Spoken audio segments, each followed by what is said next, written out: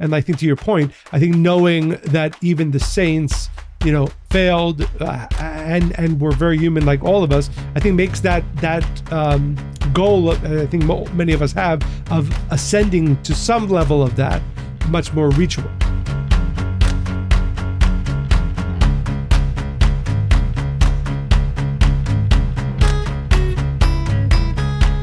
Welcome to Spiritually Hungry. We're so happy to welcome you, Dr. Alon Goshen-Gottstein. That's the way I'm going to say it. We're thrilled to have you. We have a lot we want to discuss with you. First, in your own words, tell us a little bit about yourself and what you do. What I do is what I've done, which is probably what you want to hear. Orthodox rabbi, academic, scholar of rabbinic thought. Over the years, I grew into a scholar of religions and interreligious relations while maintaining my engagement in Jewish thought, especially in a field called nowadays theology of religions, how one religion views another. I've also cultivated a whole world of interfaith personal relationships that's also been professional. It's found expression in an organization I founded now 30 years ago. Yeah, exactly 30 years ago. It's called the Elijah Interfaith Institute. It started in Jerusalem as a consortium of 13 Jewish, Christian, and Muslims academic institutions. It grew into a world-class board of world religious leaders, high-level scholars, community outreach, high-profile media projects, and now with a first-of-its-kind interfaith museum called the Global House of Friendship and Hope, scheduled to open in Assisi.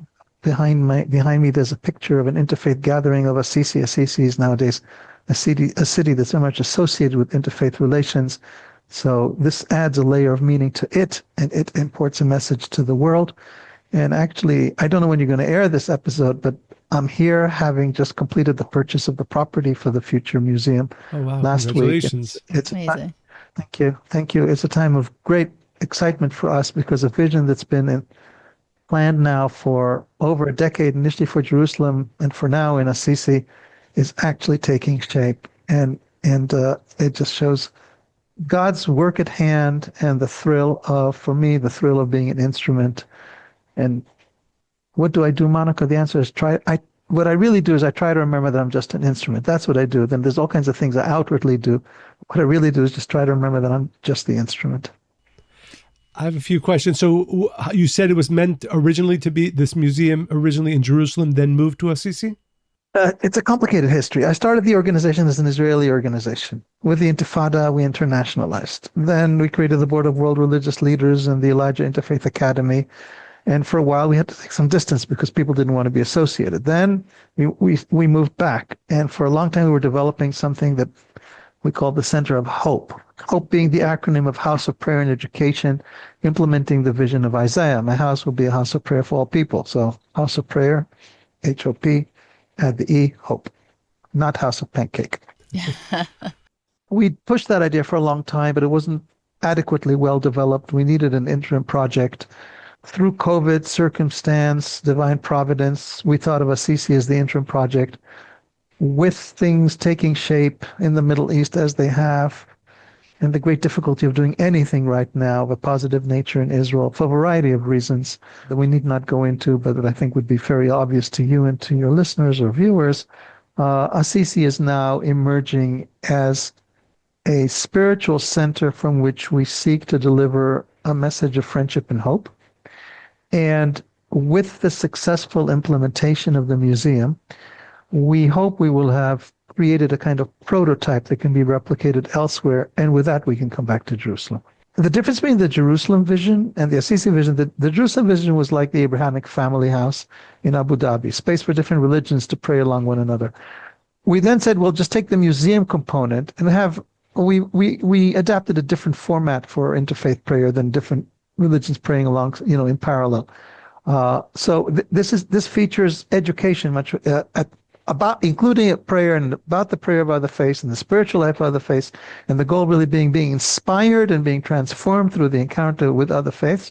So you discover prayer, but you discover three themes to that: friendship, saints, we call them religious geniuses. There's a book I wrote called Religious Genius, and prayer. And the combination of cultivating a higher degree of friendship through the example of spiritual masters who point the way to prayer, which shows the way to self-transformation, that ultimately translates to hope. You have a journey from friendship to hope. So Jerusalem was meant to be more prayer. This is meant to be more of a museum transformative experience. And God will guide us how the whole thing unfolds as he's guided us up to this point. So you started your career really more in academia, right? You have, I think, many awards. You've written many books. You have tenure. And if I'm not mistaken, this kind of the Elijah Institute. I don't have tenure. And actually, I moved away from academia as part of creating this. And creating this was part of a complicated relationship with academia, both institutionally and personally. I was born into academia. My father was a prominent academic. Basically, to me, the only thing in life worth being is a prominent academic. And God thought otherwise. So, yes, that's my question. So how did was there a moment, or I think there was like a crisis, an internal kind of shaking up that drew you to really put your efforts and your energy into this, let's say, higher calling? Combination of several factors. First of all, I have a spiritual life and training and a spiritual teacher and meditation. And so that already provided a counterpoint that created a kind of internal tension. In some way that translated to complexities in my priorities, which ultimately resulted in complexities in fair academic play that led to me no longer being affiliated with the university where I was on a tenure track. And then I had another academic position that ended because the institute went bankrupt and or stopped functioning. And I was cultivating both and letting God guide my life. I'm still an academic. I still publish academically. I just don't have the burden of teaching and the administrative responsibilities. But I am, at this point, some kind of mixture of an academic and a theologian, spiritual teacher. And we can discuss this later when we discuss my most recent book. That's a good indication of the kind of synthesis I've reached. If I had to describe my life, it's a move from being very schizophrenic, where I have the academic part as one part of me, and the spiritual part is another. And gradually, as life goes on, and as we all do, becoming more integrated. There's a funny moment for me last week. I've just completed a book on the Baal Shem Tov's epistle. I know you guys know it very well, but for your listeners, one of the few texts from Rabbi Israel ben Eliezer, the Baal Shem Tov, the founder of Hasidism, describes celestial ascent he had on Rosh Hashanah. I gave a new reading of that particular text. I think I covered new ground in understanding one of the most discussed texts in the history of Hasidism, and it opened up to broader questions of religious meaning. And the book reviewed very nicely in the US. It's coming out at HUC Press, and the readers were enthusiastic. The Israeli version, or the Hebrew version, it just came back last week for one particular press. And the author complained that I used the name of God, and it wasn't academically neutral enough when I spoke about God. And it's almost a caricature of the split between academia and spirituality. And I really make it a point to be a scholar theologian. And there's only a handful of us, and I'm honored to be in the company of some very important people who represent that path. Very interesting. Do you mind? I know we want people to go to the book and but telling our listeners what the way that letter is usually read, understood, and your interpretation or nude interpretation of it. It's a question of the history of the text, because there's complications, the different manuscripts, and what is the relation between the manuscripts. And I follow a certain school that suggests that there were two different events, and the present manuscript that's popularly used is actually an amalgam of two manuscripts. But I'm the first person to have attempted to read those two manuscripts systematically and to ask questions about each, rather than just recognize their two sources, looking at each as a separate literary unit. And by reading each as a separate literary unit, you really get a much fuller picture of the internal processes of the Baal Shem Tov and who it was. It opens us up to how a mystic is also very human, because when you see the letter in context, you see the process of the Baal Shem Tov that is remarkably celestial and remarkably human at the same time. And that's a great insight into the nature of mysticism. And for present purposes, that's probably enough. If you don't mind, just one more question, because I find it very interesting.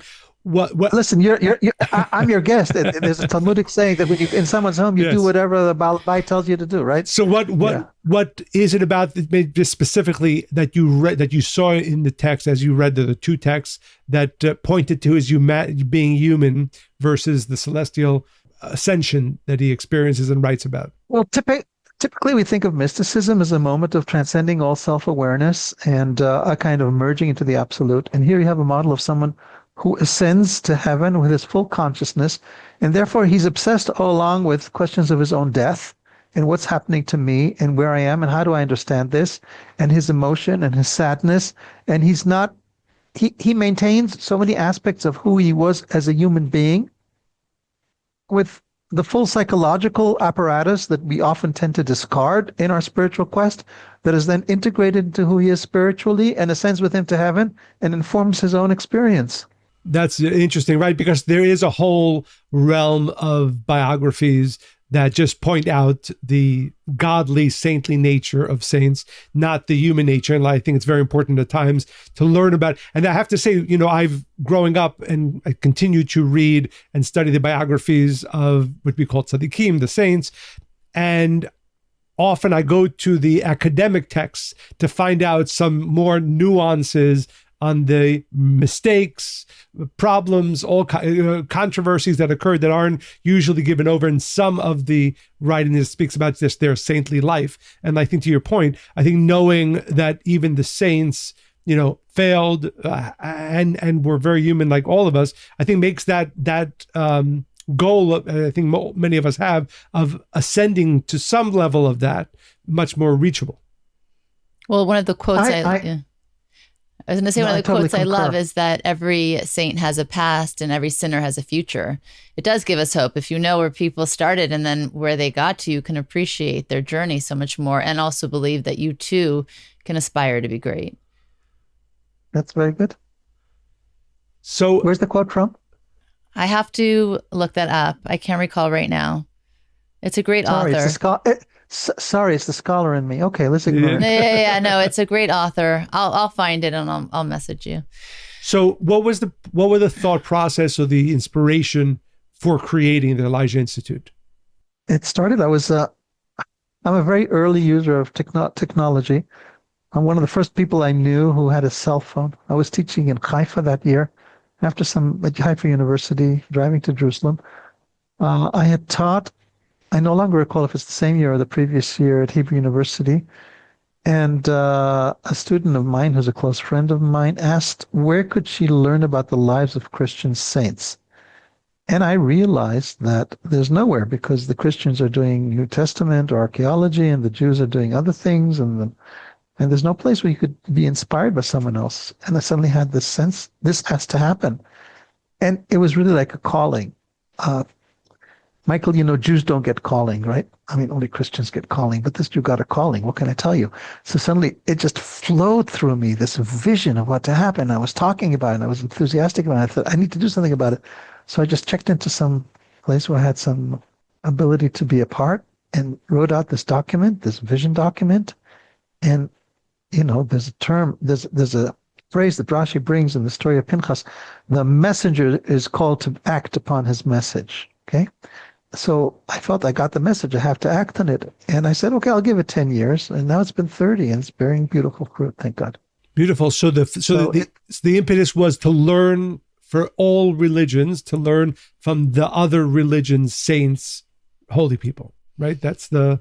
Saints was really the driver. And that's why it's interesting that I'm coming back to saints time and again. That's why I'm here in Assisi, which is a city whose meaning is derived primarily publicly from the memory of a great saint.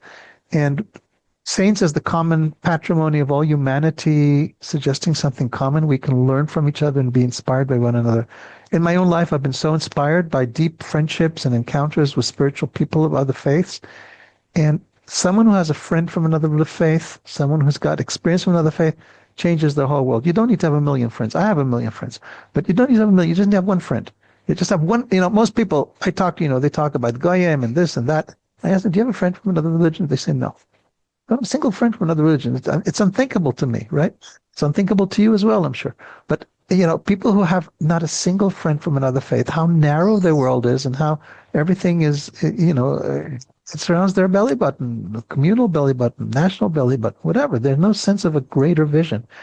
And a lot of spiritual illnesses seek in when you lose that universal perspective. Judaism is pitched in this tension between its own particularity and its universality. When you lose that sense of otherness, you lose the whole. I mean, you grew up in this. This was bread and butter for you. This informed the whole project of taking Kabbalah and universalizing it and delivering a message to all humanity for something that typically is considered particular. So the core dynamic is the same. The expressions are different, but the core dynamic is the same. So I know you're very sensitive to these issues. Do you feel like friendship comes first? There's that openness, and then you are friends, and then you're open to their perspective, or you think that people can be curious about other religions? I think most people operate from fear, right? They think that if I'm open to something else, maybe it's going to make me question my own religion, or I shouldn't create that opening, or somehow I just think a lot of fear comes in with that, or that it will weaken their own beliefs if they're curious and open about other religions. Have you found opposition and you're trying to bring all of these different faiths together? Because I believe you also said that God is bigger than any one religion, which is probably the umbrella under which you speak. I've said that, not in this interview, but I definitely have said that. You made two distinct statements, right? One statement is, what's the path? What leads to what is? Friendship is a good gateway, but not the only gateway. Some people like this, some people like that. Some people would want to be drawn by ideas, by have the neutrality of their study.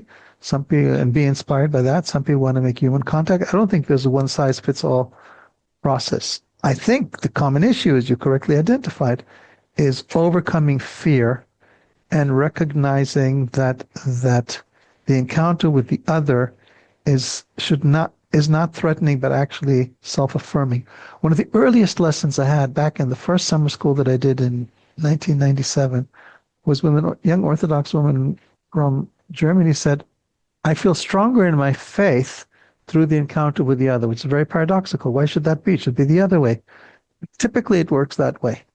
I can safely say that after hundreds of encounters and maybe thousands of relationships, I don't know of anyone who, as a consequence just of encountering another religion, left his, when done properly. That doesn't mean that I don't know people who've converted. I know many people who've converted, but not because of the interfaith engagement of the kind that we're discussing. I think if it's done in the right way, actually everyone tries to bring their best to it. And transformation occurs not that you become the other, but you learn to discover a higher vision within yourself or within your tradition. And that's where interfaith work, well done, is a process of purification, of self-purification of the religions. The religions grow in that way. Have you met opposition in your starting this? I mean, I think you've identified the people that have the same belief system or intention as you do now, but were there parts where it was too hard, or people really opposed to this kind of thing? Of course, in theory, everybody wants peace and unity, but it's the practicing that tends to be the most difficult. Not even everyone wants peace. Not everyone. I don't know. I'd like to think. Not even. I don't know. Does getting excommunicated from a Hasidic community that you're close to count? Oh, of course. Tell the story. Tell us this story. There we go. That's interesting.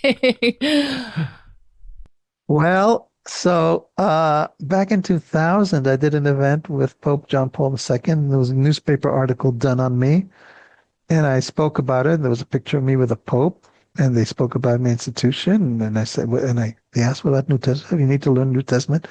You learn New Testament. This made it to a community that I'm very close to, and since I'm still close to them, I'm not going to mention who it is because I don't think it's a great honor describing them in that way. And we went through, I was told I was no longer welcome to come there. I used to be Ben Bayit, someone who had open access to the person who's now the Rebbe at the time. He wasn't the Rebbe. And because of relationships, and this is where the beautifiers of friendship is, there was enough friendship and trust for us to dialogue through this. And for me to demonstrate to them, and they said to me at a certain point, well, I told them, I don't understand. You're in the Hasidic world. I serve in the army. You see me in army uniform. Why is that not cause for me to come? And they said, well, because there's a difference between acceptable difference of opinion and unacceptable difference of opinion. Where you are within the pale or where you are beyond the pale. And then they said, So demonstrate that what you're doing has some precedent within the pale, and then we'll be convinced. And I taught them some texts of Rabbi Yaakov Emden, in which Rabbi Yaakov Emden speaks about Jesus in positive terms and Jesus' message for the world positively. What does he say? Jesus, he says that Jesus came to the world in order to teach the 7 Noahide commandments to other nations, and that he was a man who brought something great into the world. And he basically has a positive approach to Jesus. And he's not the only such rabbinic figure. These are voices that are typically silenced, but they exist. And when I showed them that text, the person who's now the Rosh Hashiva said, I didn't know such texts exist. And then he said, well, I don't want my people to know such texts exist. Because there's trust and friendship, we negotiate through that, and then they forgot it. And then there was a second round of the damn thing. At a certain point, the young settler type fanatics burned down or set arson to a church on Lake Kinneret, church called Tabcha, called the Church of Fishes and Loaves. And they wrote on the walls, Va'elelim karot yikaretun, taken from the Aleinu prayer that all idol will be wiped away. Well, that no longer made it a hate crime. That made it now a religious hate crime, and I felt I had to take action. So I convened a group of rabbis, and these rabbis supported a fundraising campaign to rebuild the church. And the whole point was, if the rabbis support that it's an opportunity to teach people that the rabbinic views are not uniform. And I put at the head of the initiative Rabbi Nachum Rabinovich, Alav HaShalom, former head of Ma'ale Adumim Yeshiva, whom I knew did not consider Christianity to be Avodah Zarah, idolatry. And we made it to the Knesset, and it had publicity and one thing and another. Well, this got to the same community. Now here the story was a little bit different, because here this was no longer the leadership, it was the Gabbai, who felt the rabbi's servant, who was sort of, shall we say, a power monger. And I didn't play to his tune. I had my own relationship with the Rebbe as an outsider who was very close to the Rebbe. And he was always looking for ways to get at me. And he sent someone to say, if you don't, I think there was a line there that said, this is not the church of loaves and fish. We do challah and gefilte fish, which of course, which is a great line, but actually shows that it is the same uniformity, because challah and gefilte fish is just a variation on bread and fish. Be that as it may, he sent someone, threatened that if I don't leave, he'd beat me up. And that was a difficult one. Yeah, and that was a difficult one. It took some time to overcome it. But eventually, within the community, we overcame it. And so these are the kinds of dynamics of misunderstanding, stereotype, fear, as Monica says, power games, and ultimately the power of dialogue, understanding, and friendship, that if you persevere, and you can't always because it depends on the foundation you have, but if you persevere, you can overcome them. Well, I think this is really interesting. I think it's a testament to who you are, that you really are walking the talk. You believe in friendship, connection, peace, unity. Most people, I think, in that position would say, okay, well, maybe this isn't my community anymore. This isn't my spiritual home, or, you know, where's the trust? I mean, even you were threatened physically. So the fact that you kept going back, trying to repair it, I think most people just turn away too quickly as soon as there is a lack of alignment in beliefs, but again, due to fear or power issues. Okay. But I think that's interesting. So I wanted to ask you, when you think, so clearly you studied tzaddikim within the Jewish tradition, but also outside of it, are there any that, maybe Francis of Assisi being a seer there, that come to mind, and what did you learn from them, become inspired by from them?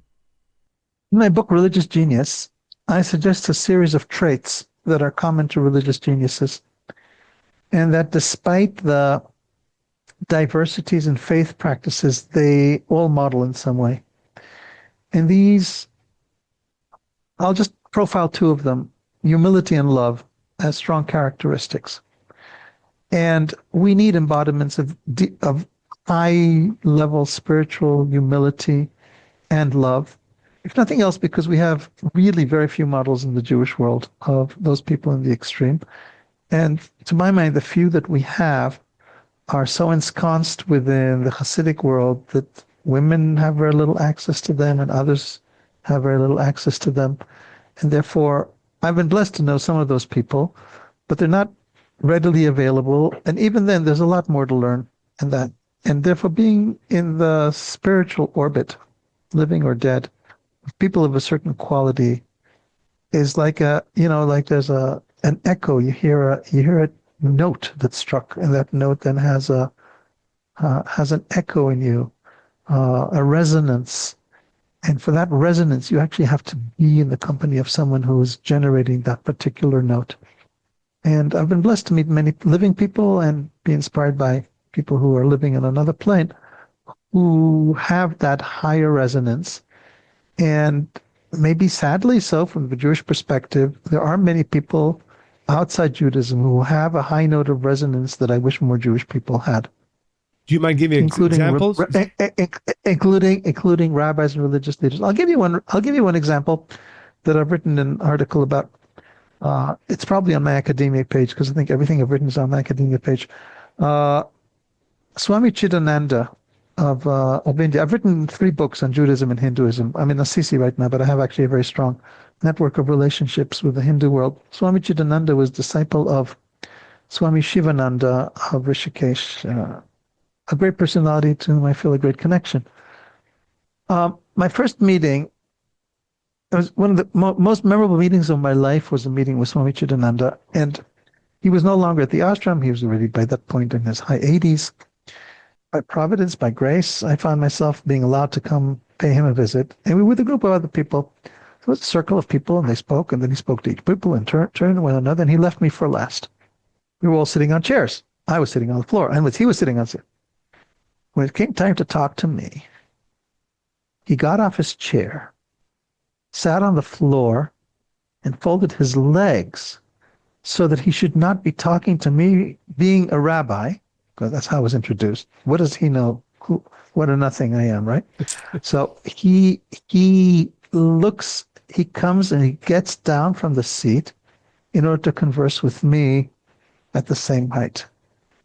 You have no idea the impact of that little gesture.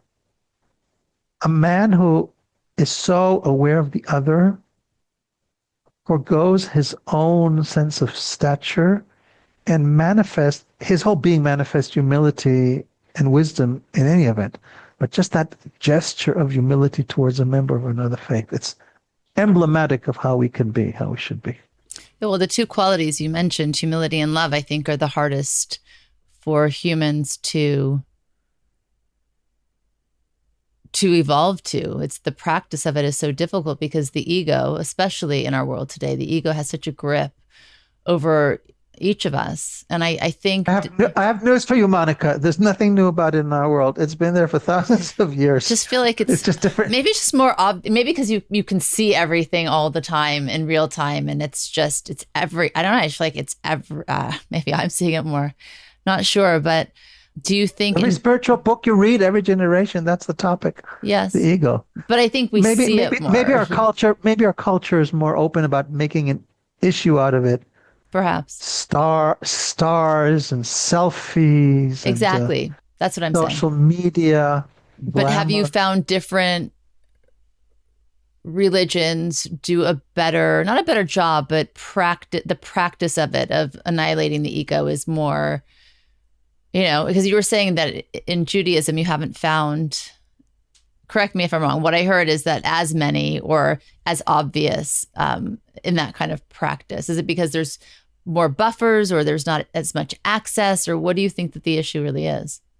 One thesis in my book that I think we're going to talk about in God's presence is that Judaism is a religion in crisis. Right. So when you talk about Judaism, what are you talking about? Ideal Judaism or post-Holocaust divided, secularized, nationalized Judaism? So which Judaism are you talking about? We're not that numerous. Proportionally, the number of people we could bring forth is limited, first of all, by statistics, and then by the fact that only a limited part of us is really seeking spirituality. A limited part of us really has the capacity to cultivate it through knowledge and experience. We lost major centers and major examples through the Holocaust and through a very battered history of exile. We have lost a lot. The Kabbalists speak about, and this, The Kabbalists speak about the notion of the Shekhinah, the divine presence, being in exile. Well, where is it in exile? Well, one answer is it's in exile in other traditions where it's able to flourish, while Judaism goes through its process of purification and isn't as transparent to it. Beautiful. So you mentioned your background in both learning about and writing about Hinduism and Judaism. Maybe just a little bit about how you got there and what you learned in, I guess, sort of just general lessons that we can share with our listeners. Don't you want to invite me for a sequel? Yes. Don't worry. There'll be sequels. Let's do Hinduism in the sequel. Really? Okay. There is a lot to go over. I'm kidding. So it'll take us probably 4 years to open the museum. But this week, I think we've put together the plan for how to share with the world the vision that's going to come forth already, hopefully this summer. So have either of you come across these Van Gogh immersives that travel the U.S., taking the images of Van Gogh, turning them into live video installations and the whole sound? And yes. Both of you? Was it Impact? It was. It actually really was. I was in Washington when I saw it. I went with one of my daughters. I did. It hit all the senses, and I felt inspired. I felt all the feelings, because you really actually have emotion for this artist, not just seeing them as separate from you and enjoying their work, but you're actually kind of picturing them, and you're in the space they were in when they were creating, and their mental state, their landscape. Yeah, I found it very inspiring. And Michael, you also saw it or not? I know of it, but I didn't see it. You experienced it vicariously. Yes. Okay. Mm-hmm. So the artist that did that immersive, his name is Massimiliano Siccardi. He's an Italian. I approached him to do immersives in association with our project. And his work will be featured in our museum, in addition to the typical interactives and educational materials and videos and whatnot. He's creating several installations for us, immersives. Amazing. And the first immersive is going to go live in 2026, which is the 800th year since St. Francis passed away, and a very important year for people here. Those, just in February, 1 million people are expected for a specific dimension of the year. There'll be millions of people coming here, and at least we can make our contribution, our landmark already during this particular year. So what he's doing is the following. There's the very famous prayer that's not by Francis, but sort of has become associated with him. Lord, make me instrument of your peace. Where there's hatred, let me sow love. Where there's anger, let me sow patience. I don't know if you guys have come across it. I don't know, but it sounds beautiful. Yeah. And it gets better as it goes along. So we take, this was my wife's suggestion. So we take that and we convened a group of scholars, and we found maybe 15, 20 prayers that had echoes of resonances. They're not religiously colored. They're not specifically, it's not a Christian prayer, right? You can resonate as any religious person. And it's the sense of transformation and overcoming dualities and increasing love. And those prayers will become the basis of an immersive, ongoing interfaith meditation prayer, call it what you will, where you can stay there perpetually. It's not like a show that starts and ends, but it's an ongoing immersive into the same vision of transformation that comes from different religions. So I'm very excited to have this Siccardi work be our first announcement to the world of what's going to come here at previously Hotel Porziuncula, right next to the Porziuncula, which is the church that you can see right on the image behind me. The small church beloved by St. Francis that's taken on all these interreligious associations. You can see interreligious events behind me featuring Jew, Christian, Muslim, Hindu, Buddhist, plus. We will be delivering this message in aesthetics and experience in a moving way that hopefully will contribute to curiosity. And as Monica says, help us to overcome fear. Because if we're moved and touched by that testimony and showing the finest, the whole idea is to show religion. We see religion as a threat, and we see religion at its worst. If we can see religion at its best, that motivates us to self-transformation. That's the goal. So I think it's also practicing not what we do for God separately, like in our own religions, but how we enhance that relationship with God, right? Which means that if each person, I think it's going to be such a beautiful thing from how you described it, is connecting in a spiritual way, and they're praying and they're connecting to their source or whatever they call it, and they're able to feel that in a room with many people doing the same thing but of different religions. I mean, that is the most unifying thing. And from that, it removes, I think, space and fear. Beautiful. Yeah, I'd like to come. Yeah, what are the dates? Do you have dates or not yet? Because we do actually want to see it. Look, we're due to open in July. I hope we'll make it, and if it won't July, it'll be August, and it's going to run for a good, I think, year and a half until we start the building work itself. Beautiful. Now, I know you worked on I think it's a Hallel recording with Kenny. Oh, yeah. Yes. Oh, great that you bring it up. Yeah, sort of when I have spare time, which is never, I like to sing. I mean, singing is an important part of my own spirituality. Do you have a good voice? You have to judge. I cannot say that. You have to judge that. But I'm very particular about my own aesthetics, and therefore, as a fan of lieder, the genre of song, voice, and piano, I love lieder, and therefore I try to create Jewish lieder. And I'm a fan of jazz, so I like to do it with a jazz inflection. Honestly, I'm not good enough to sustain the genre in my own sense. Hopefully some of the piety and spiritual aspiration compensates for the technical weakness. It really depends on the generosity of the listener. But I have been supported by some very good artists. And my first recording was done more or less the same time I found Elijah in 1996.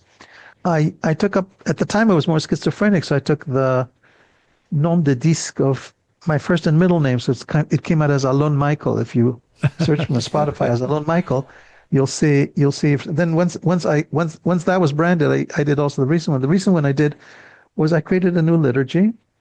I'm a great lover of Mojitz Nigunim, if you know them, of course, and specifically the music of the Imre Esh.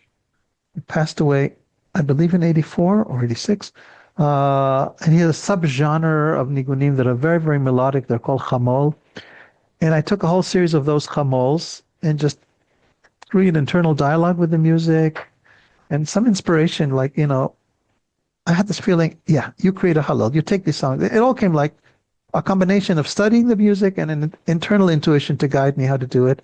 And the intuition, I had a whole other concept what this could be. And the internal guidance says, no, you do a Hallel.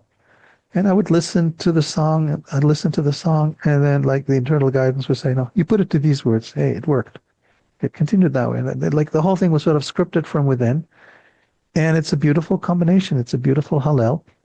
And I'm supported by a Jewish, but with strong Hindu practice background, at least a jazz musician, one of the most renowned jazz pianists. His name is Kenny Werner.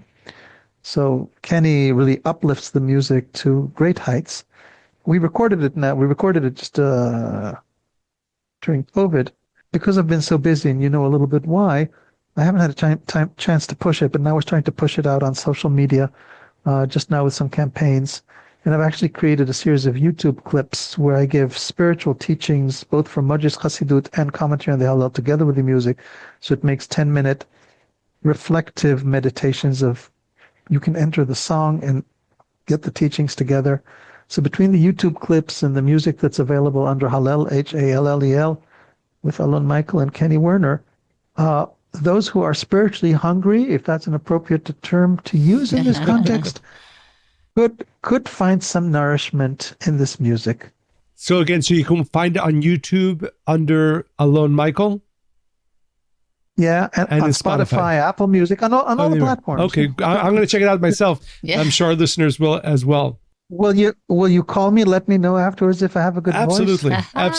I'm sure you do. He has a good voice too. Yes. So we should get together for Shabbos. Exactly. Absolutely. I'm assuming you must come to New York at some points. I was there 2 weeks, 10 days ago. Oh, so let us know next time. Where are you based? We're based in New York. We travel, of course, a lot, but we're based in New York. Our center is on 48th Street. East or west? East. Between Lexington and 3rd. East. Got it. So we wanted to then speak about your new book, which is really, it deserves its own hour. It's called In God's Presence. Yes. And not to summarize it, but sorry. But maybe we should give it the subtitle as well. Yes. In God's Presence, a theological reintroduction to Judaism. So it sort of creates a new genre. It's not an introduction, it's a reintroduction. In other words, you take something that you think you know and you give it a whole new expansive view. Yes. How are you reintroducing it? I'm reintroducing it in as much as I'm trying to tell the story and to give the full view, but I'm also assuming that I'm not going into the ABC of Religion 101. So I'm assuming a more informed audience that I don't have to tell them what Shabbos is, and I don't have to tell them what a mitzvah is, but I ask, what do these things mean? So it can serve as an introduction, but if I say introduction, then the people who really have already knowledge and have the possibility of reframing and viewing anew what they previously knew wouldn't be interested. By saying reintroduction, you're making it available to other people. How am I reintroducing it? I'm reintroducing it by, there's several features that characterize this book. The first is, I would say, comprehensiveness. Each chapter is like a small book in and of itself, which is why the book, I walked into a meeting last week. I didn't anticipate this.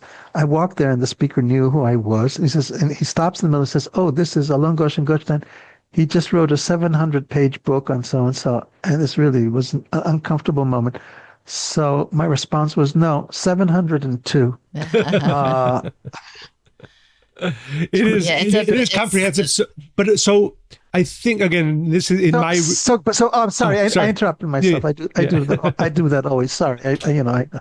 I speak in parentheses, sometimes in words. So the idea is basically to try and track the evolution of an idea from its biblical foundations, and always beginning with the Bible, because that's the foundation, through rabbinic developments and up to Hasidic thought, and very strongly the impact of Rav Kook was a major influence on my own thinking, and to see all of these as a spiritually coherent evolution that tells the story of Judaism as it seeks to find its fulfillment, and in the process provides a theological framework for the whole and spiritual inspiration for the individual. Yeah, it is, as you said, comprehensive. But the way in my reading of it is that the through line is the idea that everything, the religion as a whole, and I see this, by the way, even for our listeners who are not Jewish, this is in any religion, has really three modalities, as you call them. Maybe you can explain the three different modalities yes. So the basic modality is relational. And in Judaism's case, it's like there's a God and there's us, and there's a relationship, and he's a father or he's a husband or he's a king. And there's a sense of otherness, and you maintain the system by defining the key relationship, and the covenant is the framework through which this relationship is typically expressed. Then, both historically and conceptually, there's another modality, which is the modality of knowledge. You're not satisfied just with the religion with the relationship and faithfulness and practice, but you seek to gain knowledge. Knowledge can be knowledge of Torah or knowledge of God, depending on the point in time and the school and what it is that know. But knowledge then becomes a goal in itself. Third modality is the modality of I don't remember what I call it. Was it intensivity? Intensification. Thank you. It's my favorite one, by the way, but yes. It should be, because if you have a mystical quest, then it would be the favorite one.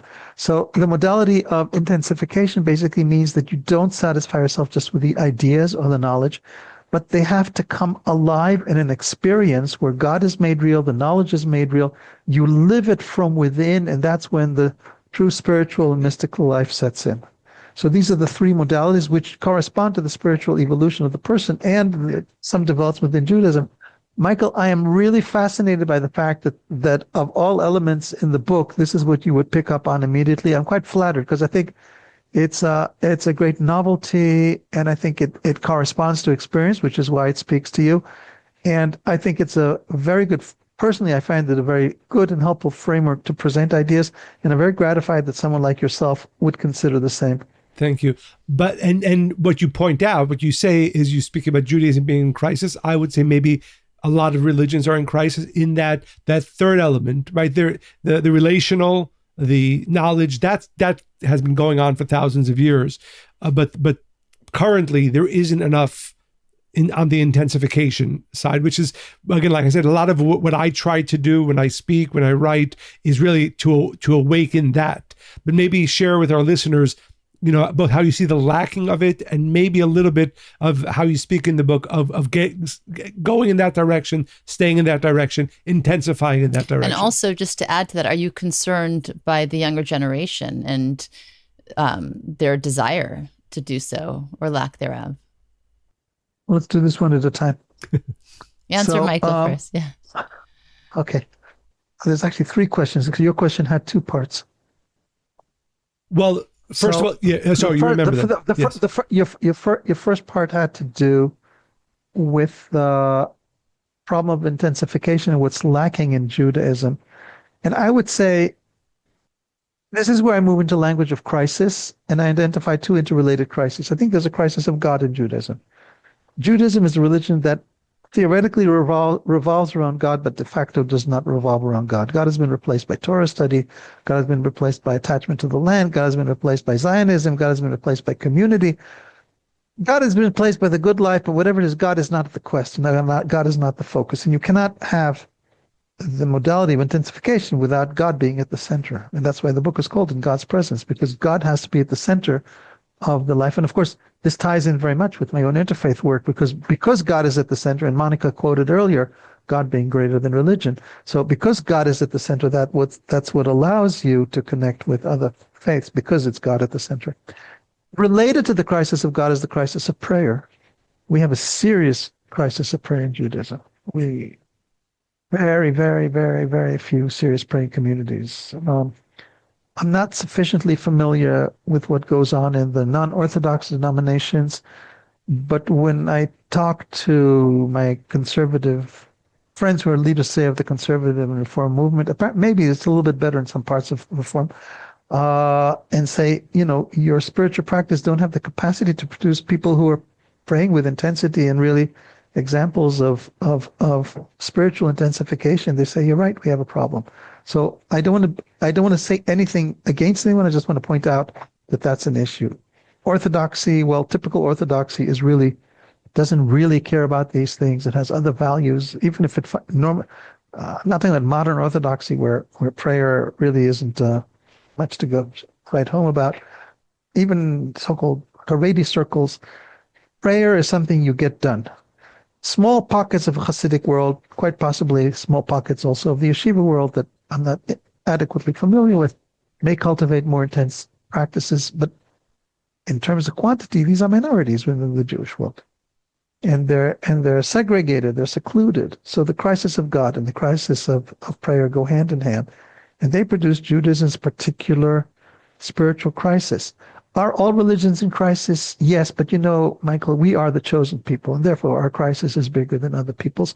Not just as a witticism, but also because the expectations and our self-understanding are so grand, and the discrepancy between the ideal that the great visionaries of our religion call for and what we live de facto is a serious gap, accounted for by the vicissitudes of history, but nevertheless a major crisis. To Monica's question, where does it fit with the next generation? It's an ongoing crisis, and therefore it goes from generation to generation. And again, it'll play out differently in different sectors of society. Those whose parents never had a spiritual life or training, of course, they go farther. The positive side is then they start to look. When they look, will they look in Judaism? I understand you guys have the mission to help cultivate for them a Jewishly grounded spiritual path. I find them in other faiths. Wherever I go, there's Jews. In every other religion, you find the Jews in a position of leadership because they find something nourishing there that they didn't find within Judaism. That's a great crisis.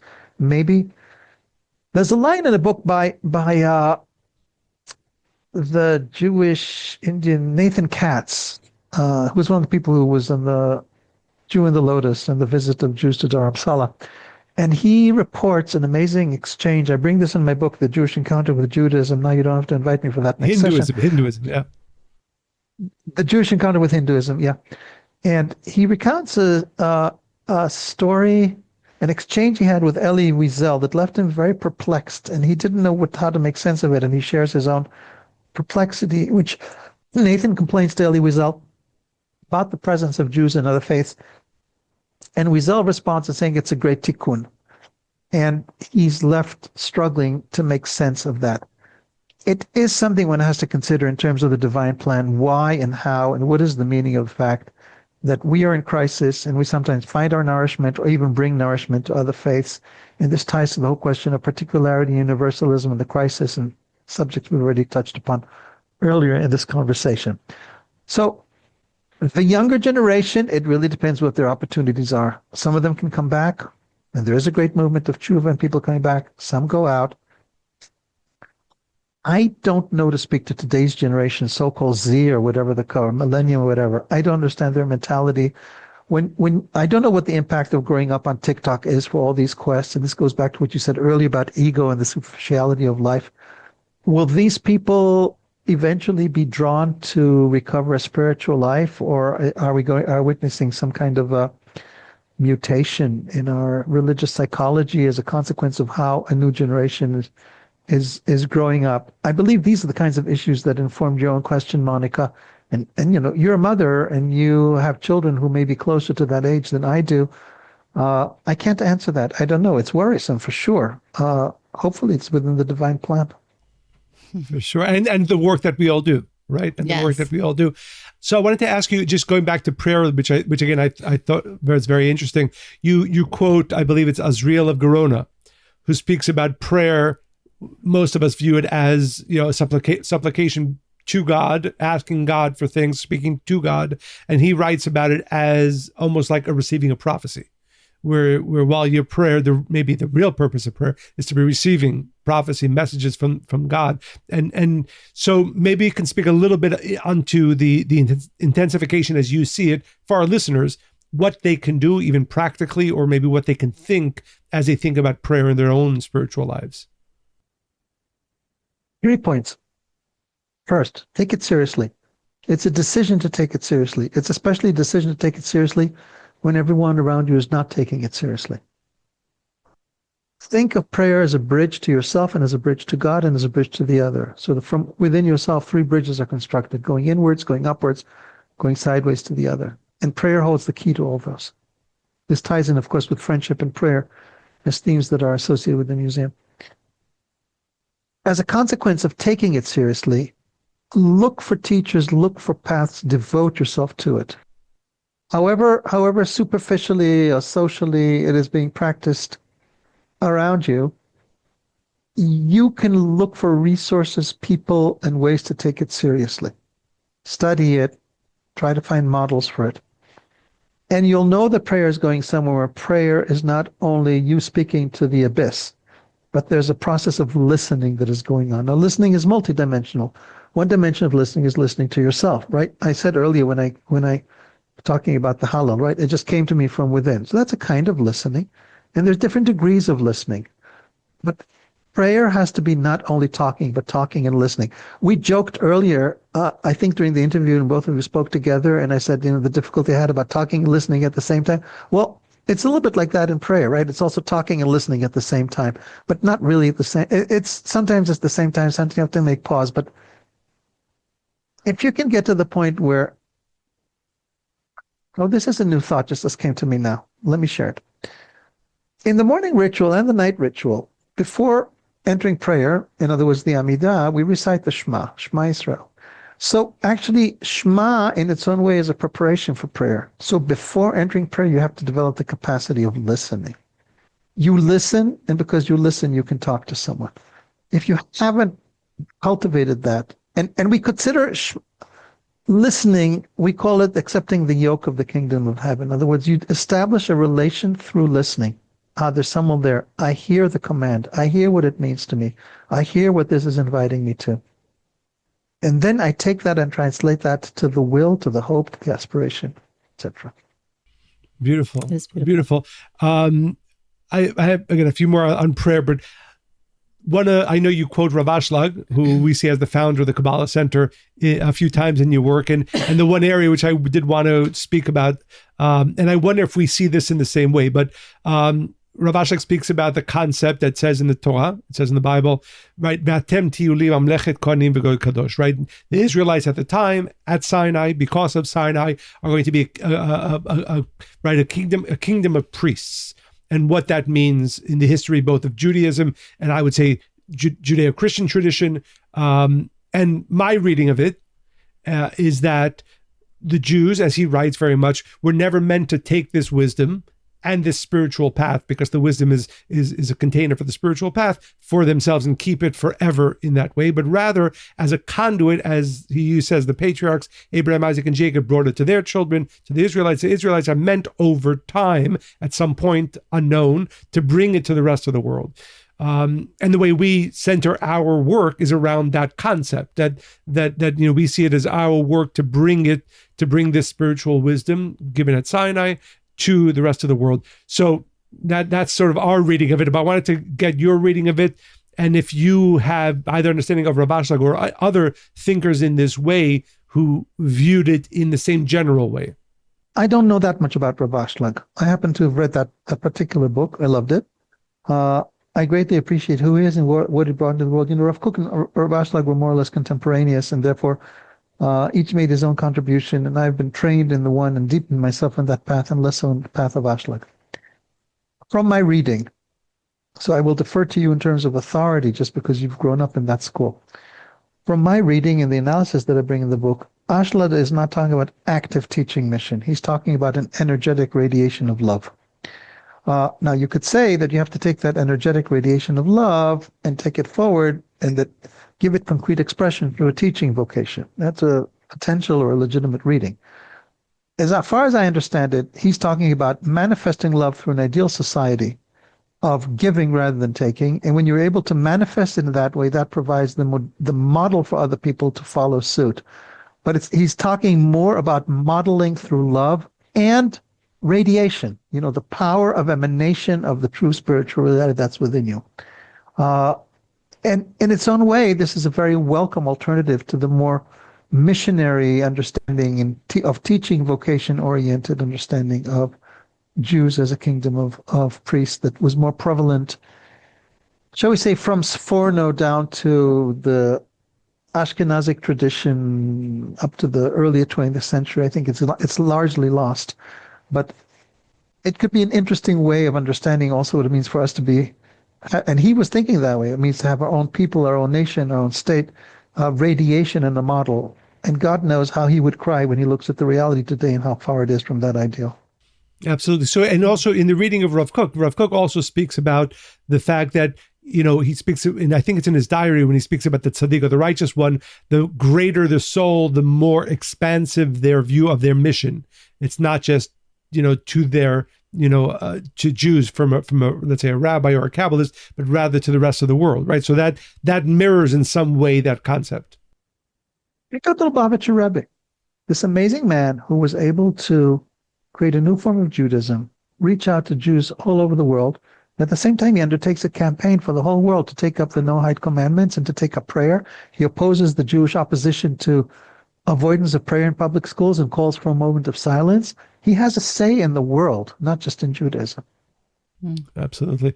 And so when you think about what, yourself and your mission, obviously with the work of the Elijah Project and this very exciting work in Assisi, what's your vision of success? Or is there a vision of success, or is it just doing? Or your legacy, really? There are two ways of measuring this. One way is institutionally. In other words, will this replicate itself? Will it bring in numbers?